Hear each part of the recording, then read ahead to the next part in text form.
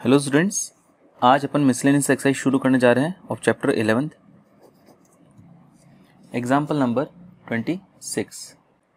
A line makes an angle of alpha, beta, gamma and delta with diagonals of a cube.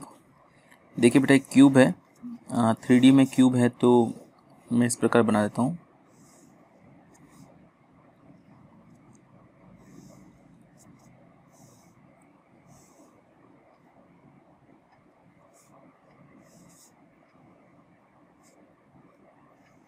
ये x axis मान लेते हैं, ये Y axis मान लेते हैं, ये जेड एक्सिस मान लेते हैं। मान लेते हैं क्यूब की जो एज है वो ए है, तो बेटा ये पॉइंट क्या होगा, वाई एक्सिस पे है ना, मतलब 0,a,0 होगा। ये लेंथ केवल वाई एक्सिस का लॉन्ग बड़ी है। ये पॉइंट होगा a,0,0, ये पॉइंट होगा 0,0,a, ये पॉइंट होगा वाई जेड प्लेन पे है ना, तो एक्स कोऑर्डिनेट 0 होगा, वाई कोऑर्डिनेट होगा a, जेड कोऑर्डिनेट होगा a। नाम देते हैं सबको। ये अपना ओरिजिन है 0,0,0। ये इसको अपन कैपिटल ए नाम देते हैं, इसको अपन कैपिटल बी नाम देते हैं, इसको कैपिटल सी, इसको कैपिटल डी। कैपिटल ई होगा एक्स वाई प्लेन पे है ना, तो ये a 0, और कैपिटल एफ होगा a,0,a, जी हो जाएगा अपना a,a,a, ये जो हवा में है। ओके, इसके 3 डायगोनल्स हैं, 4 diagonals actually. OG opposite sides को जोड़ने पर, एक है AD, एक है CE या EC, और एक रह गया BF। 4 डायगोनल्स है बेटा। ये दोनों C को O को G से जोड़ोगे OG, CE, और एक ये AD। 4 डायगोनल्स है बेटा। अच्छा, इनके डायरेक्शन कोसाइंस क्या होंगे? OG के क्या होंगे बेटा? इसके कंपोनेंट, इसके कोऑर्डिनेट है a,a,a, इसके कोऑर्डिनेट है 0,0,0, तो कोऑर्डिनेट्स होंगे इसके a-0, यानी कि a I cap, a J cap, a के कैप होंगे। पर मैं डायरेक्शन रेशियोज लिख रहा हूँ ना बेटा, तो केवल a,a,a है। दूसरा डायगोनल है AD,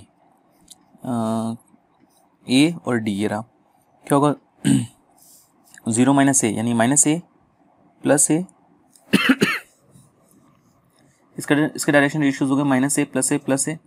देखिए कैसे निकाला बेटा, 0-a, a-0, a-0।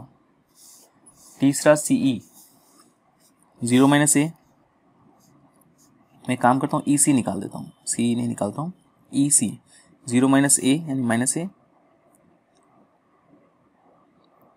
नहीं मैं इसको CE ही रहने देता हूँ। CE होगा बेटा a-0 यानी a-0 अगेन यानी a, और 0-a यानी कि -a। सिमिलरली BF क्या होगा बेटा, a-0 यानी कि a, 0-a यानी -a, और a-0 यानी कि a। जो 4 डायगोनल हैं उनके डायरेक्शन रेशियोज अपन को मिल चुके हैं। अब जो लाइन है वो चारों डायगोनल से रेस्पेक्टिवली, सपोज से एंगल बनाती है अल्फा, इससे बनाती है बीटा, इससे बनाती है गामा, और इससे बनाती है डेल्टा। तो आपको ये प्रूव करना है कि cos square alpha plus cos square beta plus cos square gamma plus cos square delta is to 4/3 होगा। तो मान लेते हैं लेट डायरेक्शन रेशियोज या direction cosines of the line R, L, M and N, और ये इनके डायरेक्शन रेशियोज है ना बेटा। तो अब DC's direction ratios of OG कितना होगा बेटा, वो होगा इनका मैग्नीट्यूड डिवाइड करोगे a/√ऑफ a² plus a² plus a²। Formula है ना बेटा, डायरेक्शन रेशियोज अगर A B C हो तो डायरेक्शन कोसाइंस क्या होते हैं, a/ तीनों के स्क्वायर रूट ऑफ तीनों का स्क्वायर का सम, कॉमा B की जगह भी a ही है, a² plus a² plus a²। Similarly a/√ऑफ a² plus a² plus a²। ये आएगा a/3a² का स्क्वायर रूट यानी कि √3a, a/√3a, और ये भी आएगा a/√3a। ए से कट जाएगा, ए से कट जाएगा, ए से कट जाएगा, 1/√3, 1/√3 और 1/√3। तो OG के डायरेक्शन कोसाइंस आ गए 1/√3, 1/√3, 1/√3। सिमिलरली डायरेक्शन कोसाइंस ऑफ, जो ये तीनों प्लस में थे तो प्लस 1/√3 प्लस 1/√3 प्लस 1/√3 आया। AD में ये माइनस में है और ये दोनों प्लस में है, तो डायरेक्शन कोसाइंस ऑफ AD क्या आएगा बेटा, वो आएगा 1/√3 माइनस का पहला वाला प्लस 1/√3 और minus 1/√3। Direction cosines of CE वो क्या आएगा बेटा, CE के कंपोनेंट्स क्या हैं, direction ratio A minus A, तो इसके डायरेक्शन कोसाइंस आएंगे प्लस का 1/√3 प्लस का 1/√3 और माइनस का 1/√3, ये प्लस का था। डायरेक्शन कोसाइंस ऑफ BF वो क्या आएगा बेटा 1/√3, बीच वाला माइनस में आएगा उसमें। Since the line makes an angle alpha with alpha, beta, gamma and delta with these diagonals, in diagonal से रेस्पेक्टिवली एंगल बनाती है बेटा alpha, beta, gamma and delta. तो कॉस अल्फा क्या होगा बेटा, दो वेक्टर्स के बीच में एंगल का फॉर्मूला है, उन दोनों का डॉट प्रोडक्ट और अपॉन दोनों का मॉडुलस, है ना। तो यहाँ पे ध्यान देने वाली बात ये है, वैसे तो फॉर्मूला ये है A vector dot B vector upon modulus of A vector modulus of B vector. अब यहाँ पे ध्यान देने वाली बात ये बेटा कि जैसे ये एंगल अल्फा है, ये किसके किसके बीच में एंगल है बेटा, ये लाइन एल जिसके डायरेक्शन कोसाइंस है LMN, मतलब यहाँ डायरेक्शन कोसाइंस को वेक्टर की फॉर्म में लिखोगे तो इस प्रकार से आएंगे LI cap plus MJ cap plus NK cap, और जो OG है उसके डायरेक्शन कोसाइंस क्या है 1/√3 1/√3 1/√3, अगर इसके आप वेक्टर फॉर्म में लिखोगे तो इस प्रकार से आएंगे,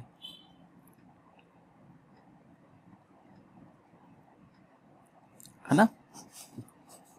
तो वेक्टर फॉर्म में ना लिखकर डायरेक्ट अगर मैं मल्टीप्लाई कर दूं, डॉट प्रोडक्ट निकालना बेटा, डॉट प्रोडक्ट कैसे निकलेगा, करस्पॉन्डिंग मल्टीप्लाई कर दो L into 1/√3 M into 1/√3 N into 1/√3, तो ये हो जाएगा L into 1/√3 plus M into 1/√3 plus N into 1/√3 upon modulus करोगे, इसका मॉडुलस बेटा ये तो ऑलरेडी डायरेक्शन कोसाइंस ही तो माने मैंने, तो इन तीनों के स्क्वायर का सम 1 आएगा और इन तीनों के स्क्वायर का सम भी 1 आएगा, तो इसका मैग्नीट्यूड भी 1 है, इसका मैग्नीट्यूड भी 1 है, तो नीचे 1 ही डिवाइड होगा, तो नहीं करोगे तो भी चलेगा। मतलब ये है कॉस अल्फा की वैल्यू आ गई, अगर 1/√3 आप कॉमन ले लो तो ये आ जाएगा L plus M plus N। Okay, अब जो बीटा है अपन मान लेते हैं उसका इस AD से एंगल जो है वो बीटा है, तो सिमिलरली अगर आप कॉस बीटा की वैल्यू निकालोगे ना तो वो आएगी 1/√3, मैं डायरेक्ट लिख रहा हूँ, माइनस का L बस माइनस का 1/√3 होगा, बाकी दोनों प्लस के ही हैं, प्लस का M प्लस का N, 1/√3 कॉमन लेके लिखा है बेटा मैंने। सिमिलरली कॉस गामा की वैल्यू आएगी बेटा 1/√3 L प्लस M, और इसमें ये वाला माइनस का है बेटा, तो माइनस का N होगा, और कॉस डेल्टा की वैल्यू आएगी 1/√3 L minus M plus N। Okay, अब क्या प्रूव करना है आपको, cos square alpha plus cos square beta plus cos square gamma plus cos square delta इसको 4/3।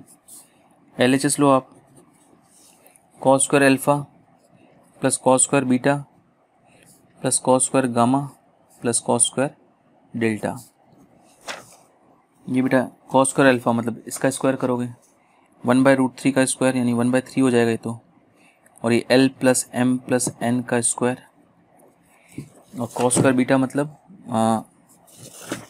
इसका स्क्वायर होगा बेटा, ये 1/3 हो जाएगा, और ये हो जाएगा minus L plus M plus N का स्क्वायर, और ये हो जाएगा 1/3 L plus M minus N का square plus 1/3 L minus M plus N का square.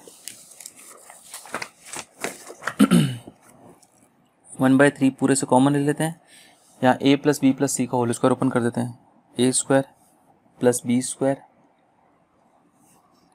Plus C square plus 2AB plus 2BC plus 2CA, और यहाँ पे L square plus M square plus N square, और यहाँ पे माइनस का 2LM होगा प्लस का 2MN होगा माइनस का 2nl होगा, प्लस का l स्क्वायर प्लस का m स्क्वायर प्लस का n स्क्वायर प्लस का 2lm माइनस का 2mn माइनस का 2nl होगा। सिमिलरली यहाँ पे n square plus m square plus n square और ये इसका स्क्वायर और ये होगा 2 माइनस का हो जाएगा lm माइनस का 2mn माइनस प्लस का 2nl प्लस का 2lm प्लस माइनस का 2lm कट, ये भी कट, ये इससे कट, ये इससे कट, ये इससे कट, ये इससे कट, बचा क्या बेटा l square plus m square plus n square. ये l m और n जो है, ये जो लाइन l अपन ने मानी थी उसके डायरेक्शन कोसाइंस माने थे बेटा, इनके स्क्वायर का सम होगा 1, तो इन तीनों का सम होगा 1, इन तीनों का सम भी होगा 1, इन तीनों का सम भी होगा 1 और इन तीनों का सम भी होगा 1। तो ये आ गया 4/3 that is equals to RHS, hence proved. थोड़ा बड़ा है ये क्वेश्चन पर इजी है बेटा। चलिए आगे बढ़ते हैं। एग्जाम्पल 27,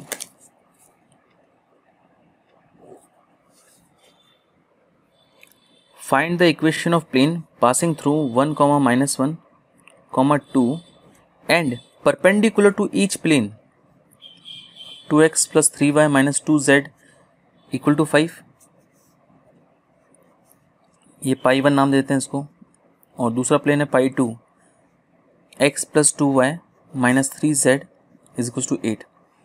जो अपना प्लेन है वो इस पे भी परपेंडिकुलर है, इस पे भी परपेंडिकुलर है। ओके तो आप एक काम करो, let required equation of plane is, required equation of plane is, बेटा ये मान लेते हैं अपन कि ये है a x minus x1 plus b y minus y1। ये मैंने फर्स्ट फॉर्म लगाई है, फर्स्ट जो प्लेन की इक्वेशन निकालने की फॉर्म थी इसको टू 0, एक पॉइंट नोन हो और उसके पैरेलल वेक्टर नोन हो, वो वाली फॉर्म लगाई है। यहाँ पॉइंट नोन था इसलिए मैंने x1 y1 z1 ये लगाया बेटा। अच्छा ये ध्यान रखना, जो अपना प्लेन है वो इन दोनों के इंटरसेक्शन से पास नहीं होता है। जो प्लेन है इसके ऊपर भी परपेंडिकुलर है, इसके ऊपर परपेंडिकुलर है। ये नया क्वेश्चन है, ये इंपॉर्टेंट भी है बेटा। इसको मैं दो तरीके से करा रहा हूँ, दोनों तरीके समझ लें आप। पहला तरीका ये रहा चल रहा है अभी, a x माइनस x1 की जगह 1 है, b y माइनस y1 की जगह +1 है बेटा, c z minus 2 is equal to 0 हो जाएगा। x का कोफिशिएंट a है, y का कोफिशिएंट b है और z का कोफिशिएंट c है। इस चीज़ को ध्यान रखना। इस प्लेन के ऊपर, ये इक्वेशन 1 नाम देते हैं, इस प्लेन के ऊपर जो नॉर्मल वेक्टर होता है ना बेटा, वो a i cap plus b j cap plus c k cap होगा। और प्लेन जो पाई 1 है इसके ऊपर नॉर्मल वेक्टर जो है, पाई 1 के ऊपर नॉर्मल वेक्टर n1 वेक्टर वो होगा 2i cap plus 3j cap minus 2k cap. और इस प्लेन के ऊपर जो नॉर्मल वेक्टर होगा वो होगा, कोफिशिएंट लिख रहा हूँ मैं, 1i cap plus 2j cap minus 3k cap. अब ध्यान से देखिए बेटा, इसमें क्या करना होगा, ये कंडीशन अप्लाई करनी होगी। ये प्लेन पाई 1 और पाई भी परपेंडिकुलर है, ये प्लेन पाई नाम दे देते हैं इसको। पाई 1 भी पाई के परपेंडिकुलर है, पाई 2 भी पाई के परपेंडिकुलर है। देखो दोनों कंडीशन अप्लाई करता हूँ मैं। क्या कंडीशन है बेटा, सिंस प्लेन पाई 1 जो है परपेंडिकुलर टू पाई 2 पाई। अब अगर दो प्लेन परपेंडिकुलर होता है, तो मैंने आपको सुबह लाइव क्लास में समझाया था, अगर दो प्लेन्स परपेंडिकुलर है तो उनके ऊपर जो नॉर्मल वेक्टर्स होंगे वो भी एक दूसरे परपेंडिकुलर होंगे। तो इस प्लेन के ऊपर नॉर्मल वेक्टर है n1 वेक्टर और इस प्लेन पे जो नॉर्मल वेक्टर है n वेक्टर, वो भी एक दूसरे परपेंडिकुलर होंगे, दोनों परपेंडिकुलर। इसका मतलब ये हुआ बेटा कि n1 vector dot n vector जो है वो 0 होगा। n1 वेक्टर क्या है बेटा, ये रहा, और n वेक्टर क्या है, ये रहा। दोनों का डॉट प्रोडक्ट जो है वो 0 होगा। 2a plus 3b minus 2c, मैं डायरेक्ट लिख देता हूँ, 2a plus 3b minus 2c is equal to 0 होगा। सिमिलरली प्लेन जो पाई 2 है वो भी परपेंडिकुलर टू पाई होगा, तो n2 vector is perpendicular to n vector होगा। मतलब n2 vector dot n vector is equal to 0 होगा। n2 वेक्टर क्या होगा बेटा, दोनों का dot product 1a plus 2b minus minus 3c is equal to 0। देखो a b c की दो इक्वेशंस आई, तो एक्चुअली a b और c तीन वेरिएबल है। वैल्यूज लाने के लिए एक्चुअली अपन को तीन इक्वेशन चाहिए की, तो तीन इक्वेशन तो आई नहीं, दो ही आई है, बस दो प्लेन ही दिए हुए थे इस कारण। कोई बात नहीं, आप लोग क्या करो, a b की वैल्यू ले आओ इन टर्म्स ऑफ c, या a और c की वैल्यू ले आओ इन टर्म्स ऑफ b, या b और c की वैल्यू ले आओ इन टर्म्स ऑफ a। मैं एक काम करता हूँ, ए की वैल्यू लाता हूँ इन टर्म्स ऑफ सी। देखो इससे मैं क्या लिख सकता हूँ, A is equal to 3c minus 2b। ठीक है, ये वैल्यू मैं इसमें रख देता हूँ। क्या है बेटा, 2a plus 3b minus 2c is equal to 0 है। ए की जगह रख देते हैं अपन 3c minus 2b plus 3b minus 2c is equal to 0 है ना। 6c minus 4b plus 3b minus 2c is equal to 0, ये हो जाएगा 9, ये हो जाएगा माइनस का b प्लस का 4c इज इक्वल टू 0, तो इससे आ जाएगा b is equal to 4c। ठीक है, और a क्या है बेटा, 3c माइनस 2b है ना, यहाँ से लिख रहा हूँ मैं, b की जगह लिख दो आप 4c, 2 इंटू 4c, तो 3c माइनस 8c, यानी कि ये आ जाएगा माइनस का 5c। तो a और b की वैल्यू आ गई in terms of c। a की वैल्यू माइनस 5c आ गई, b की वैल्यू 4c आ गई। Late put these values of a and b in equation 1। ये जो 1 आपने इक्वेशन मानी थी इसमें रखते हैं। a की जगह रख देता हूँ बेटा मैं माइनस 5c, तो minus 5c x minus 1 plus b की जगह रख देता हूँ बेटा मैं 4c y plus 1 c z minus 2 is to 0। c common ले लो तो हो जाएगा माइनस का 5x प्लस का 5 प्लस का 4y प्लस का 4 इज प्लस c गया z minus 2 is to 0। c common लेके गया बेटा, माइनस का 5x प्लस का 4y प्लस का z, 9 minus 2 7 is to 0। This is the required equation of plane.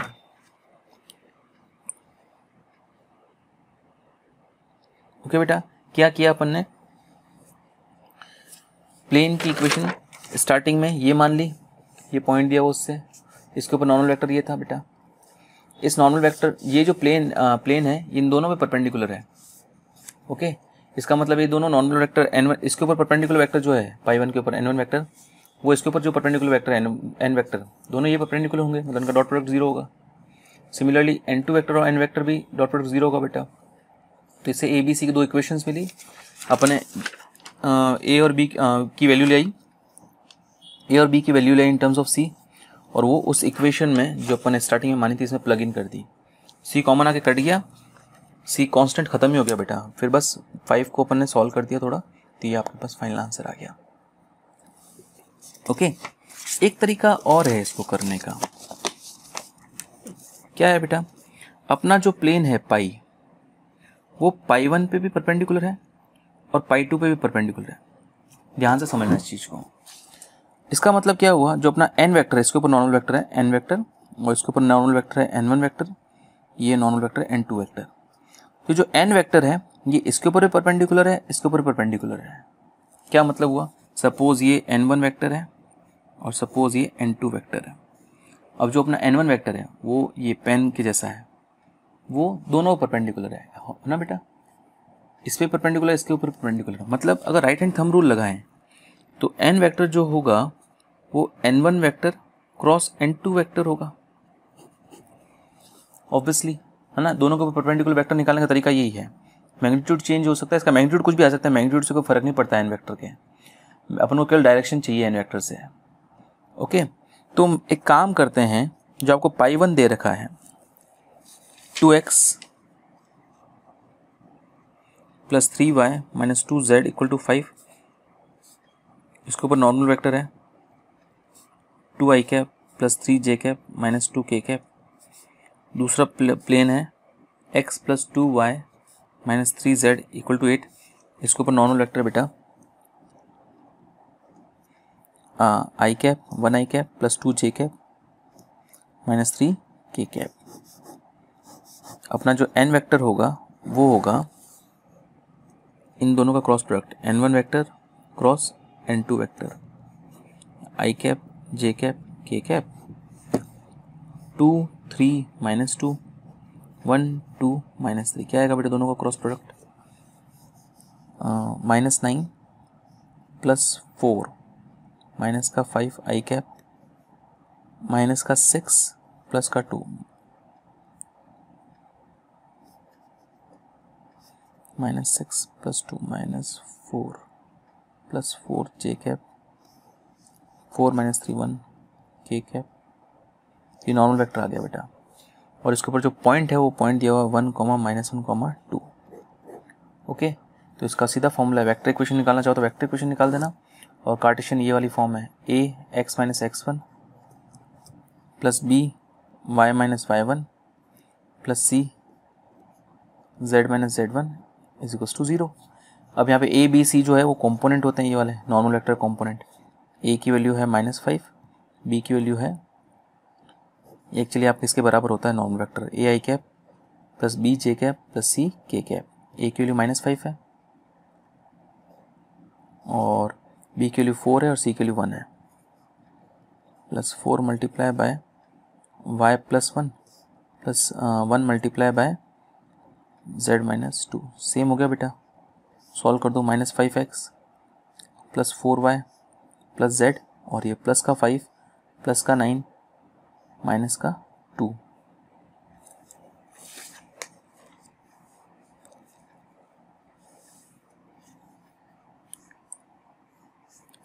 Plus का 7 इज इक्वल टू 0। ये आ गई इक्वेशन, सेम ही आई है बेटा।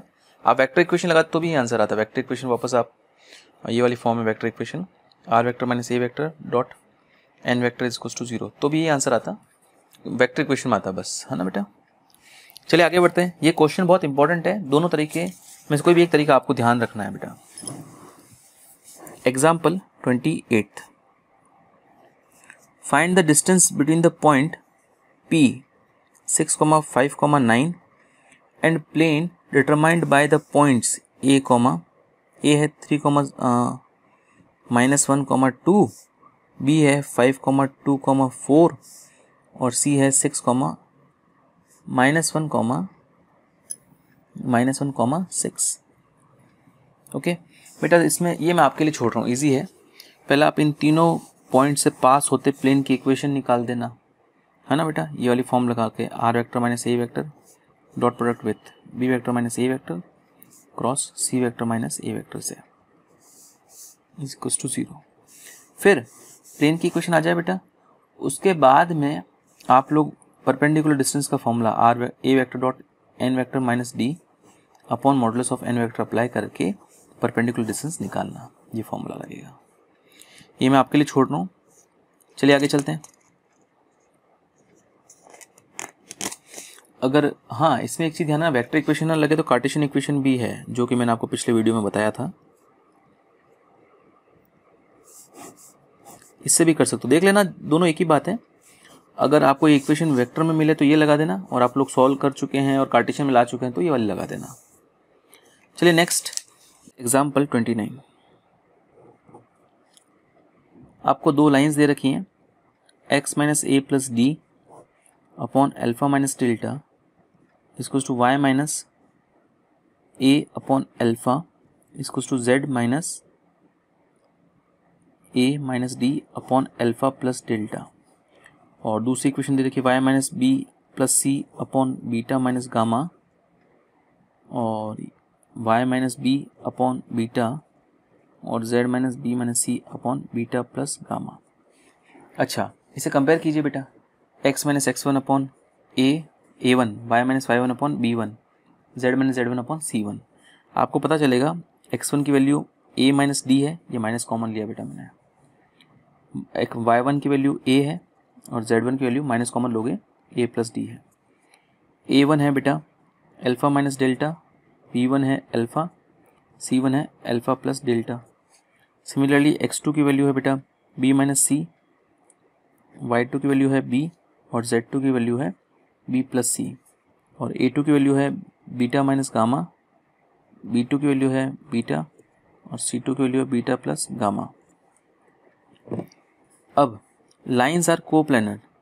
कब कोप्लेनर होगी? अगर ये चीज़ जो है determinant of x2 minus x1 y2 minus y1, ये कार्टेशियन फॉर्म है इसकी, ये आप लोग याद कर लेना बेटा, क्योंकि ये वेक्टर फॉर्म से बहुत बड़ा हो रहा है। पहले मैंने आपको कोप्लेनर की कंडीशन के क्वेश्चन सारे वेक्टर इक्वेशन से करवाए थे, पर ये वाला वेक्टर से बहुत बड़ा हो रहा है, इसलिए अपन इसको कार्टेशियन से ही करते हैं। a1 b1 c1 a2 b2 और c2। क्या होगा बेटा? x2 minus x1, this minus this, determinant of A B minus C minus A plus D, B minus A, और ये होगा बी प्लस सी माइनस ए प्लस माइनस डी, और alpha minus delta alpha, alpha plus delta, beta minus gamma beta, beta plus gamma. अब बेटा इसको check करते हैं। एक काम करते हैं अपन, C1 tense to C1 plus C3 कर देते हैं। तो क्या होगा बेटा, ये इसमें ये ऐड करो तो B 2B हो जाएगा, C कट जाएगा, A माइनस का 2A हो जाएगा, D कट जाएगा, ये D है। सिमिलरली यहाँ पे अल्फ़ा 2 अल्फ़ा हो जाएगा, गामा डेल्टा कट जाएगा, 2 बीटा हो जाएगा, गामा कट जाएगा। डिटर्मिनेंट वाले फॉर्मूला से कर रहा हूँ मैं, डिटर्मिनेंट की प्रॉपर्टीज से। क्या होगा बेटा, ये अगर आप कॉमन ले लो C1 से 2 तो क्या बचेगा, ये B minus a alpha beta, B minus a alpha beta, B plus C minus a minus d, alpha plus delta, beta plus gamma. Here C1 and C2 are identical, है ना। इसका मतलब क्या होगा, दो डिटर्मिनेंट अगर दो कॉलम आइडेंटिकल हो तो उनकी वैल्यू क्या होती है, 0। तो ये चीज़ जो है वो 0 के बराबर आ गई, तो अपन कह सकते हैं that implies the lines are coplanar की कंडीशन सेटिस्फाई हुई। अगर लाइन ये चीज़ 0 आती है तो लाइंस कोप्लानर होती है। चलिए आगे चलते हैं। Example 30, find the coordinates of the point where the line through the points a है 3,4,1 एंड बी है 5,1,6 क्रॉसेस द XY प्लेन। देखो ये दो पॉइंट्स आपको दिए हुए हैं ए और बी। ये लाइन जो है कहीं ना कहीं XY प्लेन से इंटरसेक्ट करेगी, कहीं ना कहीं इंटरसेक्ट करके निकलेगी। इस पॉइंट को मानते हैं P, XY प्लेन है ये।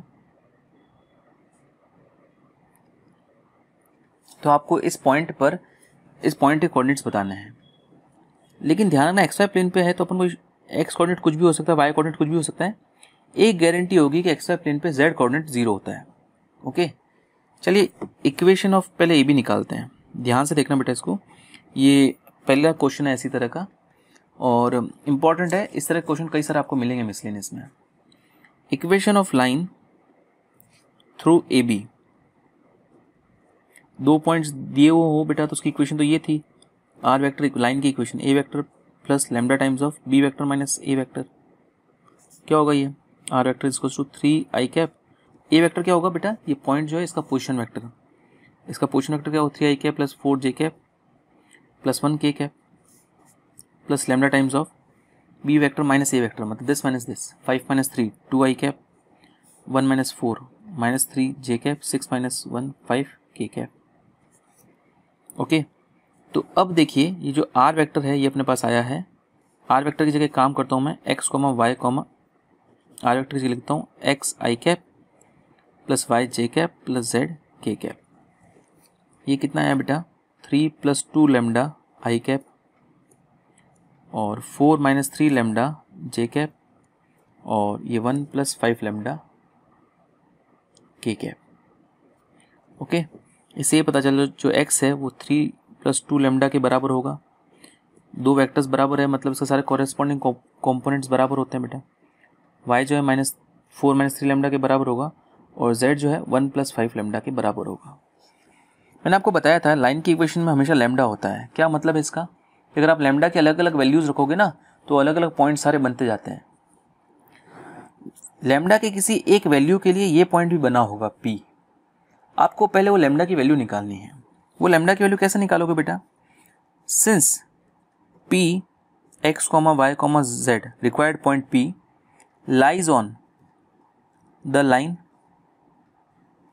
थ्रू AB, लाइन AB के ऊपर ही तो मौजूद है ये P, मतलब ये सेटिस्फाई करेगा इसको।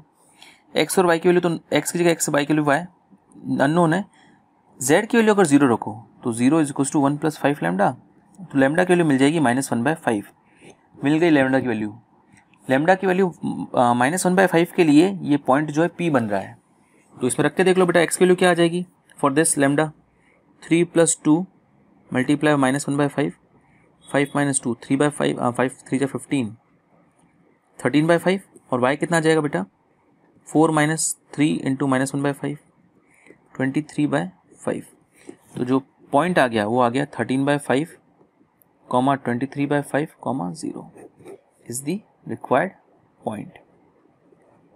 जहाँ पे जो लाइन है ए बी से जो जा रही है वो एक्स वाई प्लेन से मिल रही है। ओके, तो ध्यान रखना बेटा लाइन के ऊपर हर एक पॉइंट के लिए एक लैम्डा की स्पेसिफिक वैल्यू होती है। अगर वो लैम्डा की वैल्यू मिल जाए तो अपन वो पॉइंट निकाल सकते हैं। ऐसे कुछ और क्वेश्चंस भी मिलेंगे आपको।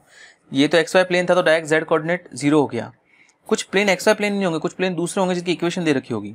ऐसे जैसे कि एग्जाम्पल के तौर पे एक्सरसाइज में से क्वेश्चन है 2x + 3y + 4z = 7। तो इसमें क्या करना, आप सेम तरीके से क्वेश्चन करना, एक्स वाई और जेड की वैल्यू लेके आना इन टर्म्स ऑफ लैम्डा। जैसे यहाँ पे लेके आए अपन 3 + 2 लैम्डा दिस। ये तीनों वैल्यू यहाँ रखना, इक्वेशन बन जाएगी लैम्डा की। केवल एक्स वाई जेड तो गायब हो जाएंगे, एक्स वाई जेड की वैल्यू रखते ही लैम्डा की वैल्यू इससे मिल जाएगी। फिर लैम्डा की वैल्यू वापस इसी में रख देना तो आपको पॉइंट मिल जाएगा, इंटरसेक्शन पॉइंट। ऐसे क्वेश्चन एक्सरसाइज में है। ओके, ध्यान से कीजिएगा। आज मिसलेनियस एक्सरसाइज आपकी होमवर्क है बेटा, अपन नेक्स्ट कल डाउट्स करेंगे। आज के लिए इतना ही, थैंक यू।